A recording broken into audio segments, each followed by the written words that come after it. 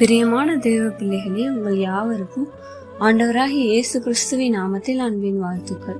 இன்று தேவன் உங்களோடு பேசும் வார்த்தை மத்தேயு 5:16. உங்கள் வெளிச்சம் அவர்கள் முன்பாக பிரகாசிக்க கடவது. இந்த வார்த்தை இருளா இருந்த உங்க வாழ்க்கைய தேவன் வெளிச்சமா மாற்றப் போகிறார் என்பதை உணர்த்துகிறது. இதுவரைக்கும் உங்க வாழ்க்கை இருளா இருந்திருக்கலாம்.